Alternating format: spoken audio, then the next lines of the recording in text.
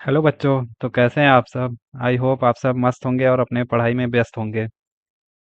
तो आज हम लोग फार्मास्यूटिकल जूरिस्प्रूडेंस के सेकंड लेक्चर में बात करेंगे कुछ इम्पोर्टेंट टॉपिक्स के बारे में, जो कि ड्रग एक्ट हैं या फार्मेसी एक्ट हैं, उनके बारे में। तो मेरा नाम है प्रियांशु और स्टार्ट करते हैं आज हम लोग। तो जो फार्मास्यूटिकल जूरिस्प्रूडेंस सब्जेक्ट हमने स्टार्ट किया था, उसका बेसिक इंट्रोडक्शन हमने पिछले लेक्चर में लेक्चर 1 में दिया हुआ है। और अगर आप कुछ इसके इंपॉर्टेंट क्वेश्चंस देखना चाहते हैं रिगार्डिंग डी फार्म, तो उसका भी वीडियो अपलोडेड है, D pharm second year pharmacy law and ethics के मोस्ट इंपॉर्टेंट क्वेश्चंस के नाम से। और आज हम लोग डिस्कस करने वाले हैं फार्मास्यूटिकल जूरिस्प्रूडेंस में important drug and pharmacy laws in India. कौन कौन से ऐसे ड्रग एक्ट हैं या लॉज बनाए गए हैं हमारे फार्मेसी फील्ड में, वो कब आए थे, क्या उनका नाम है, किस नाम से आते हैं और उनका ऑब्जेक्टिव क्या है, क्यों उनको लाया गया। साथ ही साथ उसके की प्रोविजंस, गाइडलाइंस या अमेंडमेंट्स किस किस ईयर में उसके चेंजेस लाए गए, कौन कौन से इंपॉर्टेंट चेंजेस थे जो हमें टाइम टू टाइम चेंज करने पड़े आवश्यकता के अनुसार, जरूरत के अनुसार। और साथ ही साथ उस लॉज या एक्ट में क्या पेनाल्टीज है या ऑफेंसेस है। अगर आप कोई भी लॉ के विरुद्ध जाते हैं या काम करते हैं, तो उसके लिए एक स्पेसिफिक ऑफेंसेस लगाए गए हैं और साथ ही साथ पेनाल्टीज भी ऐड की गई हैं। और उसके बाद अथॉरिटीज, कौन सी अथॉरिटीज उसको रन करती है। तो फार्मेसी एक्ट 1948 सबसे पहले हम लोग देखेंगे। तो आप सभी ने सुना होगा, पढ़ा भी होगा, जो सेकेंड ईयर के बच्चे हैं या जो पास आउट बच्चे हैं, उन्होंने इसको pharmacy law and ethics subjects में पढ़ा होगा, और जो कि बैचलर में ज्यूरिस्प्रूडेंस के नाम से सेम सब्जेक्ट है। तो इसमें सबसे पहला देखते हैं हम लोग फार्मेसी एक्ट, जो हमारे फार्मेसी फील्ड में बनाया गया 1948 में, 1948 में इसको लाया गया। और इसके ऑब्जेक्टिव क्या क्या थे, क्या क्या उद्देश्य थे। तो इसका उद्देश्य था to regulate the profession of pharmacy in India. Pharmacy profession को अच्छे तरीके से रन कराने के लिए, रेगुलेट करने के लिए, मैनेज करने के लिए इसको लाया गया। तो सबसे पहला है रेगुलेट फार्मेसी एजुकेशन। इसका जो उद्देश्य है वो फार्मेसी एजुकेशन को रेगुलेट करना है। सेकंड वन है रजिस्ट्रेशन ऑफ फार्मासिस्ट। किसी भी फार्मासिस्ट जो जिन्होंने बी फार्म, डी फार्म या फार्म डी किया हुआ है, उनका रजिस्ट्रेशन कैसे होगा, किस माध्यम से होगा, कैसे वो रजिस्टर्ड फार्मासिस्ट कहलाएंगे। उसके बाद लिखा हुआ है prevent unqualified person from practising pharmacy. बहुत सारे ऐसे व्यक्ति हैं या लोग हैं जो कि क्वालिफाइड भी नहीं है, फिर भी फार्मेसी में इन्वॉल्व हैं या उसको किसी न किसी तरीके से इफेक्ट कर रहे हैं। तो उनको बाहर रखने के लिए इस एक्ट का स्थापना किया गया, बनाया गया। तो इसमें बेसिकली क्वेश्चंस जो एमसीक्यू टाइप्स आपको फोकस करने हैं। एक तो डेफिनेशन आपको पता ही होना चाहिए, साथ ही साथ अगर इसमें पूछा जाएगा क्वेश्चन, तो फार्मेसी एक्ट कौन सा एक्ट है जो फार्मेसी प्रोफेशंस को रन करता है, तो आप ऐसे पता कर सकते हैं कि फार्मेसी एक्ट है जो कि फार्मेसी प्रोफेशंस को रन करता है या रेगुलेट करता है। और किस ईयर में आया था, मोस्ट इंपॉर्टेंट है आपको ईयर। जैसे पूछा गया है कि when the pharmacy act come into enforcement, कब उसको लागू किया गया या वो कार्यरत हुआ, तो वो आप बताएंगे 1948 में उसको लाया गया। उसके बाद देखते हैं हम इसके की प्रोविजंस क्या क्या हैं। तो establishment of PCI, pharmacy council of India, सभी ने सुना होगा, और ये हाईएस्ट बॉडी है जो कि इंडिया में फार्मेसी को रेगुलेट करती है, पीसीआई। आप सभी लोगों को कमेंट करके बताना है कि पीसीआई कहाँ पे सिचुएटेड है, उसका हेडक्वार्टर कहाँ पे है। उसके बाद देखते हैं state pharmacy councils for registration, और इसके क्या की प्रोविजंस थे, स्टेट फार्मेसी काउंसिल्स कैसे रन होंगी या रजिस्ट्रेशन उसमें कैसे होगा। हर एक स्टेट का अपना अपना फार्मेसी काउंसिल्स है। अब तो सेंट्रल गवर्नमेंट ने ये इनिशिएटिव लिया है कि जो भी रजिस्ट्रेशन हो वो एक सेंट्रल लेवल पे हो जाए, जो कि ऑल ओवर इंडिया में वैलिड रहे। पहले हर स्टेट में अलग अलग रजिस्ट्रेशन कराना होता है, और फिर जैसे ही आप अगर दूसरे स्टेट में शिफ्ट होते हैं या वहाँ कोई आप काम करना चाहते हैं या ज्वाइन करना चाहते हैं, तो आपको वो बेसिकली रजिस्ट्रेशन जो है ट्रांसफर कराना होता है उस स्पेसिफिक स्टेट में। जैसे अगर हम लोग यूपी की बात करें, तो उत्तर प्रदेश का जो फार्मेसी काउंसिल है वो बेसिकली लखनऊ में सिचुएटेड है, लेक राज मार्केट में। बहुत लोगों ने विजिट भी किया होगा या आते जाते देखा होगा वहाँ पे। तो वो लेक राज मार्केट में सिचुएटेड है। वैसे ही हर स्टेट के अपने अपने काउंसिल्स हैं और उनको वो रन करते हैं। उसके बाद है मिनिमम क्वालिफिकेशन फॉर रजिस्ट्रेशन। क्या मिनिमम क्वालिफिकेशन चाहिए, तो मिनिमम क्वालिफिकेशन तो डी फार्मा है, जो कि आपको एक रजिस्टर्ड फार्मासिस्ट बनने के लिए होना चाहिए। उसके अलावा आप बी फार्म है तब भी रजिस्ट्रेशन कर सकते हैं, और इसके अलावा फार्म डी कैंडिडेट हैं तो भी आप रजिस्ट्रेशन कर सकते हैं, फार्म डी कैंडिडेट। और उसके बाद नेक्स्ट है इसका की provisions. Approval of pharmacy colleges. Colleges में आपने सुना होगा कि टाइम टू टाइम इंस्पेक्शन होता है पीसीआई द्वारा, तो वो सब किस एक्ट के अंदर आते हैं? फार्मेसी एक्ट के अंतर्गत ही आते हैं। तो उसमें आपको कॉलेजेस जो आप जिसमें पढ़ रहे हैं या पढ़ चुके हैं, तो उसमें वो टाइम टू टाइम अप्रूवल के लिए उसमें इंस्पेक्शन होते रहते हैं कि सारी चीज़ें वेल मैनर्ड में रन कर रही हैं या नहीं कर रही हैं, वेल एस्टेब्लिश्ड हैं या नहीं। तो इसलिए अप्रूवल ऑफ फार्मेसी कॉलेज। उसके बाद है मेंटेन स्टैंडर्ड ऑफ एजुकेशन। जैसा हमने बताया कि एजुकेशन का स्टैंडर्ड मेंटेन है या नहीं, मतलब अच्छे तरीके से चल रहा है या नहीं चल रहा है। लास्ट है disciplinary action for professionals misconduct. अगर कोई मिसकंडक्ट होता है वहाँ पे, अगर अच्छे तरीके से नहीं चल रहा है, कोई भी त्रुटि होती है, गलतियाँ होती हैं, तो वो भी कौन रेगुलेट करेगा? हमारा फार्मेसी एक्ट या हाईएस्ट बॉडी जो है पीसीआई, वो रेगुलेट करेगा। ठीक है, इसके बाद हमें देखना है अमेंडमेंट्स। क्या क्या लास्ट अमेंडमेंट्स आए हुए हैं किस किस ईयर में, वो देखना है। और उसमें अमेंडमेंट्स मतलब चेंजेस, बदलाव क्यों लाए गए हैं, उसमें क्या नया इंप्लीमेंट किया गया, वो भी हमें देखना है। तो इसका 1948 के बाद इसका जो अमेंडमेंट आया वो सबसे पहले 1959 में आया। बेटर रजिस्ट्रेशन रूल्स, मतलब कि नए रूल्स कुछ लॉन्च किए गए रजिस्ट्रेशन के रिगार्डिंग। उसके बाद है सेंट्रल काउंसिल पावर्स इंक्रीज। जो सेंट्रल काउंसिल्स था, मतलब जो हमारा सेंट्रल बॉडी है जो ऑल ओवर इंडिया में कंडक्ट करता है, तो उसके कुछ पावर्स इन्हांस किए गए किस ईयर में? 1976 में। तो ये सभी अमेंडमेंट्स आपको सीरीज में याद होने चाहिए, ये याद कर लेना है या आप अपने नोट्स में नोट डाउन भी कर सकते हैं। और उसके बाद 1982 में देखें तो एजुकेशन रेगुलेशन इम्प्रूवमेंट, एजुकेशन के रिगार्डिंग इसमें इम्प्रूवमेंट किया गया, चेंजेस किया गया। उसके बाद है 1994 में state council reforms. State council को दोबारा से बनाया गया, उसको और अच्छे तरीके से या बेहतर तरीके से रन करने के लिए। उसके बाद है 2008, उसमें मॉडर्नाइजेशन इन फार्मेसी एजुकेशन किया गया, बहुत सारे मॉडर्न चीज़ें इम्प्लीमेंट किए गए। और उसके बाद 2023 में जो लास्ट अमेंडमेंट और लेटेस्ट अमेंडमेंट आया है, वो है digital registration and updated pharmacy practice reform. Digital registration मतलब कि जो हम रजिस्ट्रेशन ऑनलाइन करते हैं उसके बारे में है। और उसके पहले जो रजिस्ट्रेशन होते थे वो बेसिकली ऑफलाइन होते थे, या आपको पोस्ट करना पड़ता था या फिजिकली जाके वहाँ प्रेजेंट होना पड़ता था। ये सारी चीज़ें 2023 में खत्म हो गई। उसके बाद से ऑनलाइन रजिस्ट्रेशन होने लगा, आप अपने घर बैठे ही रजिस्ट्रेशन कर सकते हैं। फिर वो 2 से 3 महीने में आपका ग्रीन कार्ड अप्रूव हो जाता है और अपलोड हो जाता है, और आप उसको डाउनलोड कर सकते हैं, यूज़ कर सकते हैं। ठीक है, तो इसमें लास्ट मेंशन किया गया है अलग से 2023 में। तो लास्ट अमेंडमेंट कब आया था और क्या चीजें थी उसमें, आप उस पे ज्यादा फोकस करिएगा। एक तो वो एक्ट कब आया था वो, और उसके अभी लेटेस्ट अमेंडमेंट्स क्या आए हैं वो आपको फोकस करना है। उसके बाद देखेंगे हम लोग ऑफेंसेस एंड पेनाल्टीज। ऑफेंसेस मतलब कि क्या क्या जुर्माना लग सकता है अगर आप एक सड़क पे बाइक भी ड्राइव कर रहे हैं, तो उसमें भी बहुत सारे एक्ट हैं कि आपको हेलमेट पहनना है, या फोर व्हीलर है तो सीट बेल्ट लगाना है। तो उसमें एक स्पेसिफिक ऑफेंसेस है एंड क्या आपने गलत किया या गुनाह किया है, और उसकी क्या पेनाल्टीज है। पेनाल्टीज में आपको कई बार इम्प्रिजनमेंट, जेल भी हो सकता है, और साथ ही साथ फाइन भी इम्पोज हो सकता है जो आपको पे करना पड़ेगा। ठीक है, इसमें देखते हैं सबसे पहला है प्रैक्टिस विदाउट रजिस्ट्रेशन फाइन और इम्प्रिजनमेंट। अगर आप बिना रजिस्ट्रेशन के प्रैक्टिस कर रहे हैं या अपने आप को रजिस्टर्ड फार्मासिस्ट बता रहे हैं, तो उसके लिए फाइन भी लगेगा, और साथ ही साथ इम्प्रिजनमेंट, जेल भी हो सकती है। फाइन आपका 10,000 से लेके 1 लाख रुपए तक हो सकता है, और इम्प्रिजनमेंट आपका 6 महीने से लेके 3 साल तक भी हो सकता है। वो डिपेंड करता है कि क्या आपने ऑफेंसेस किया है, किस टाइप का किया है, उस कैटेगरी के हिसाब से फाइन और इम्प्रिजनमेंट इम्पोज होता है। उसके बाद नेक्स्ट है false claim as pharmacist punishable.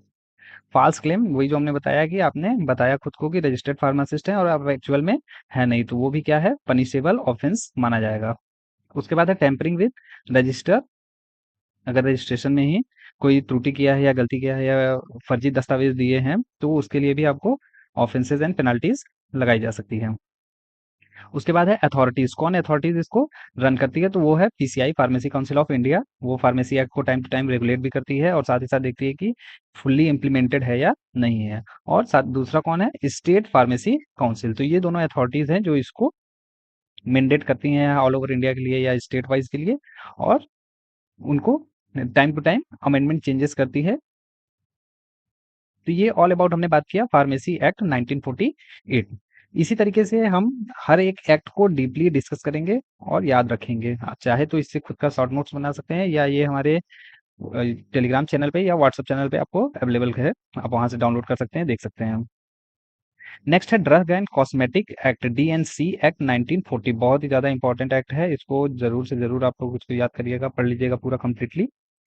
D and C act 1940, और इसके जो अमेंडमेंट आए थे वो 1945 में आया था, मोस्ट इंपॉर्टेंट, और उसके बाद के 1955 में। ठीक है, तो इसको याद करिएगा, D and C act 1940 and 1945 and its amendment.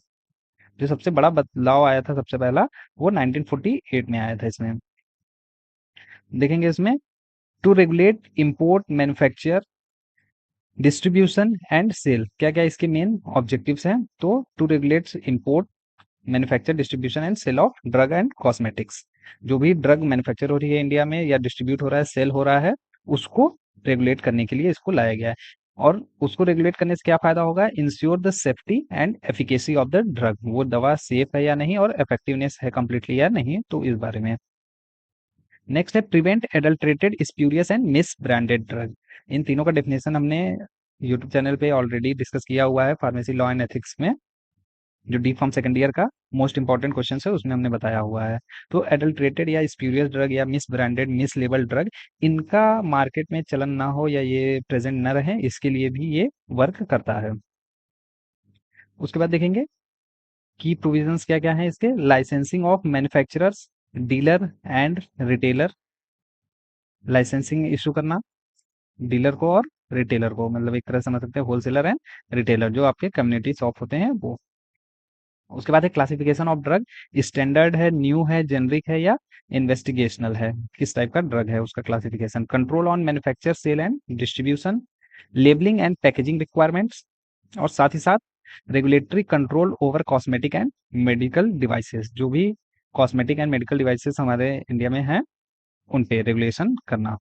उसके बाद कुछ शेड्यूल्स के बारे में दिया हुआ है, इस शेड्यूल के लिए हमें अलग एक वीडियो, डेडिकेटेड वीडियो पूरा, जिसमें हम शेड्यूल डिस्कस करेंगे।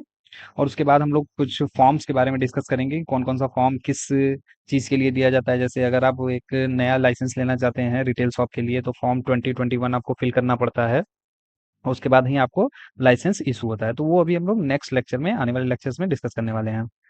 तो शेड्यूल आपने पढ़ा होगा, जैसे शेड्यूल एच, ऐसे शेड्यूल में ड्रग आते हैं जो कि प्रेस्क्रिप्शन बेस्ड होते हैं, मतलब विदाउट प्रेस्क्रिप्शन उसको आप सेल नहीं कर सकते हैं या बाई नहीं कर सकते हैं, तो वो किस में आते हैं, शेड्यूल एच में। उसी तरीके से शेड्यूल एक्स है जो कि नार्कोटिक्स एंड साइकोट्रॉपिक ड्रग्स के लिए है।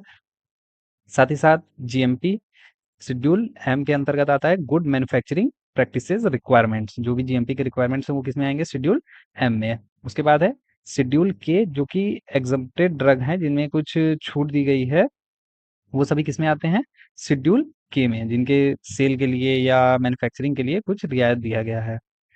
उसके अलावा ये H1 special drug schedule x का ही एक सब कैटेगरी है। और उसके बाद है schedule Y, schedule Y deal करता है विद द क्लिनिकल ट्रायल्स। तो शेड्यूल बहुत ही ज्यादा इंपॉर्टेंट है, शेड्यूल पूछे ही पूछे जाते हैं, चाहे आप कोई भी कम्पिटेटिव एग्जाम दे रहे हो। तो इसके लिए हम लोग नेक्स्ट लेक्चर में डिस्कस करेंगे, जिसमें ऑल ओवर शेड्यूल पूरा कंप्लीटली कवर रहेगा। उसके बाद अमेंडमेंट्स देख लेते हैं। सबसे पहला है 1955 में, एक तो 1945 बताया गया है जो यहाँ मेंशन नहीं है, लेकिन आप लोग इसको लिख लीजिएगा। और 1955 में कॉस्मेटिक रेगुलेशन स्ट्रेंथन, जो कि कॉस्मेटिक रेगुलेशन है उसको बढ़ाया गया, मजबूत किया गया। साथ ही साथ 1960 में इंपोर्ट प्रोविजन इम्प्रूव्ड, जो इंपोर्ट और एक्सपोर्ट का प्रोविजन था उसको इम्प्रूव किया गया कि कौन कौन से ड्रग आप आयात कर सकते हैं या निर्यात कर सकते हैं। उसके अलावा है क्वालिटी कंट्रोल स्ट्रेंथेड, क्वालिटी को इम्प्रूव किया गया, इन्हांस किया गया। उसके बाद आयुर्वेदिक ड्रग इंक्लूडेड किए गए किस ईयर में, 1964 में। नेक्स्ट है 1972, स्ट्रिक्टर मैन्युफैक्चरिंग प्रोविजंस, जो मैन्युफैक्चरिंग के प्रोविजंस थे, गाइडलाइंस थे, उनको मजबूत किया गया और अच्छा बनाया गया। उसके बाद है 1982 में कॉस्मेटिक्स अमेंडमेंट्स, कॉस्मेटिक में ही चेंजेस किए गए। देखिए यहाँ भी 1982 में किया गया और एक बार 1955 में। तो चेंजेस की, जैसे कोई भी चीज़ है तो आपको समय के अनुसार उसको कुछ न कुछ बदलाव करना पड़ता है। तो जैसी ज़रूरत आती है, आवश्यकता रहती है, उस हिसाब से उसमें चेंजेस किए जाते हैं। लास्ट सेकंड लास्ट है 2008 में क्लिनिकल ट्रायल रिफॉर्म्स, जो शेड्यूल वाई में अभी हमने पढ़ा, उसको दोबारा से बनाया गया है कि क्लिनिकल ट्रायल्स के लिए क्या-क्या गाइडलाइंस है, क्या-क्या मैंडेटरी चीज़ें हैं, उनके बारे में। और सबसे लेटेस्ट और लास्ट है 2023 में। 2023 में मेडिकल डिवाइसेस ई फार्मेसी रिलेटेड स्ट्रेंथिंग, ई फार्मेसी मतलब कि ऑनलाइन फार्मेसी, उसको स्ट्रेंथन किया गया, मतलब मजबूत किया गया। अभी हाल ही में ई फार्मेसी के खिलाफ मुहिम भी चली थी, जिसमें लॉक किया गया था सारे ड्रग स्टोर्स को। तो अभी हाल ही में हुआ था। ठीक है, तो ये 2023 में लाया गया। तो ये लेटेस्ट वाले याद रखिएगा कि लेटेस्ट डीएनसी में लास्ट कौन सा आया और उसके क्या की प्रोविजंस थे, क्या मेन ऑब्जेक्टिव था या मेन पॉइंट था वो। तो 2023 में आया इसमें, और मेडिकल डिवाइसेस से रिलेटेड और ई फार्मेसी से। ठीक है, अब इसमें देखते हैं ऑफेंसेस एंड पेनाल्टीज क्या है। अगर आप स्प्यूरियस ड्रग्स सेल आउट करते हैं तो उसमें आपको लाइफ इम्प्रिजनमेंट तक भी हो सकता है, मतलब उम्र कैद की भी सजा हो सकती है, और साथ ही साथ फाइन भी इम्पोज किया जाएगा। एडल्ट्रेटेड ड्रग में, उसके साथ ही मिस ब्रांडेड ड्रग में भी इम्प्रिजनमेंट प्लस फाइन। और sale without licence, sale without licence तो नॉर्मल है कि आप भाई कोई भी चीज बेच रहे हैं तो आपके पास उसका लाइसेंस होना चाहिए। कोई भी ड्रग स्टोर आप चला रहे हैं तो आपके पास लाइसेंस होना चाहिए, नहीं तो वो भी पनिशेबल ऑफेंस में माना जाएगा। उसके बाद इसको रेगुलेट करना, या कौन-कौन सी अथॉरिटीज़ हैं जो इनको वॉच आउट करती हैं, देखती हैं, देख-रेख करती हैं, वो है ड्रग इंस्पेक्टर। जो एक्चुअल में आपने सुना होगा कि time to time drug inspector किसी भी शॉप पे आते हैं या इंस्पेक्ट करते हैं उस शॉप के बारे में, कि वो शॉप सारी चीज़ें मेंटेन करके चल रहा है या नहीं चल रहा है।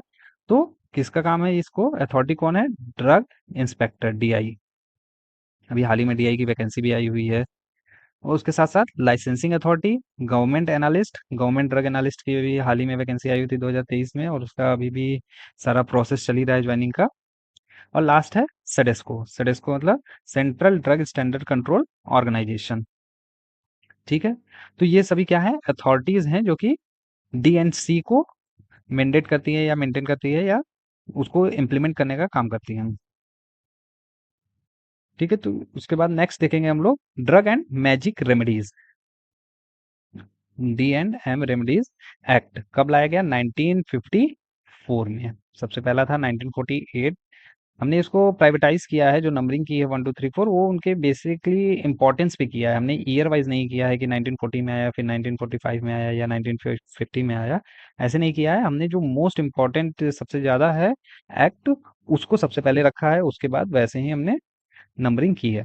तो drug and magic remedies, magic remedies मतलब कि जो भी आप ड्रग के अलावा जो भी सुनते होंगे कि झाड़ फूक करने के लिए या इन सब चीज़ों के लिए किया जाता है, तो वो किस में आते हैं? मैजिक रेमेडीज में आता है। मैजिक मतलब नाम से ही पता चल रहा है कि जादू टोना के लिए जो करते हैं हम लोग। तो उनकी रोकथाम के लिए और कोई इस तरीके से किसी को गुमराह न कर सके, इसके लिए कौन सा एक्ट लाया गया? Drug and magic remedies. तो इसमें क्या इसके ऑब्जेक्टिव्स थे या मेन डेफिनेशन क्या है इसका? To prohibit advertisement of certain drug for treatment of certain disease and to prevent misleading advertisement. Misleading मतलब किसी को गुमराह करने वाला एडवर्टाइजमेंट करना, वो उसको रोकथाम के लिए क्या लाया हमने? D drug and magic remedies act.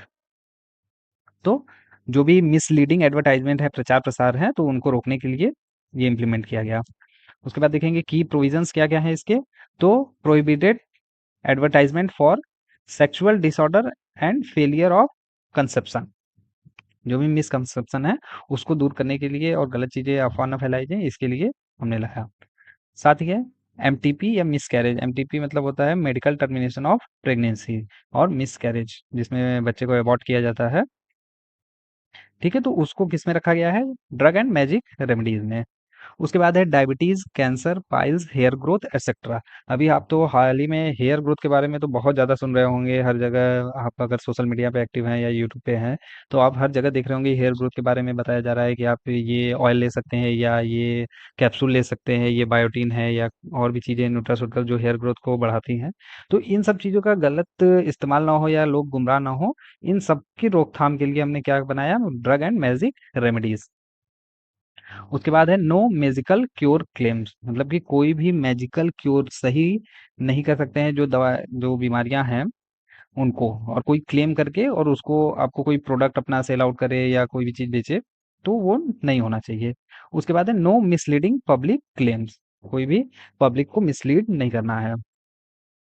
और इसमें है no major amendment till date 2024, 2024 तक कोई भी इसमें मेजर अमेंडमेंट नहीं आया है। जो 1954 में कम्प्लीटली बन गया था वही अभी तक रन हो रहा है, उसमें कोई भी चेंजेस की जरूरत नहीं पड़ी। उसके बाद देखते हैं हम लोग ऑफेंसेस एंड पेनाल्टीज। अगर आप ड्रग एंड मेडिसिटीज में या कोई फॉल्स क्लेम कर रहे हैं या झूठा चीज बता रहे हैं किसी को, और उसको बोल के वो प्रोडक्ट सेल कर दे रहे हैं अपना, या उससे किसी भी तरीके से आप पैसे ले रहे हैं, तो वो उसके लिए ऑफेंसेस एंड पेनाल्टीज बनाए हैं। फर्स्ट ऑफेंस अगर पहला गुना है तो उसमें 6 महीने तक का इम्प्रिजनमेंट और फाइन या बोथ दोनों आपको इम्प्लीमेंट किया जाता है, इम्प्रिजनमेंट भी साथ ही साथ फाइन भी, जुर्माना भी। उसके बाद है subsequent offence up to 1 year, अगर आप अगली बार भी वैसा कुछ करते हैं तो आपको पूरे 1 साल के लिए इम्प्रिजनमेंट किया जाएगा और साथ ही साथ फाइन लगाया जाएगा, बोथ। ठीक है। और इसको रन कौन करता है, रेगुलेट कौन करता है, सेंट्रल गवर्नमेंट भी करती है और साथ ही साथ स्टेट गवर्नमेंट, केंद्र सरकार भी, और साथ ही साथ राज्य सरकार भी इसको टाइम टू टाइम देखती रहती है। ठीक है। तो आज हमने 3 डिस्कस किया है, और इसके बाद जो 4 हैं वो हम लोग, 5 है बेसिकली, वो हम लोग नेक्स्ट क्लास में डिस्कस करेंगे। और उसके बाद कुछ इसमें अदर पॉइंट्स लिखे हुए हैं, इंपॉर्टेंट पॉइंट, और ट्रिक दिया हुआ है रन करने के लिए, आपको कैसे आपको लर्न करना है इन एक्ट्स को। तो जिसने थ्योरी में पढ़ा है, ज़रूरी नहीं है कि वो आपका एमसीक्यू में या जो वन वर्ड आंसर्स मतलब होंगे, उसमें वो सेम परफॉर्मेंस कर सके।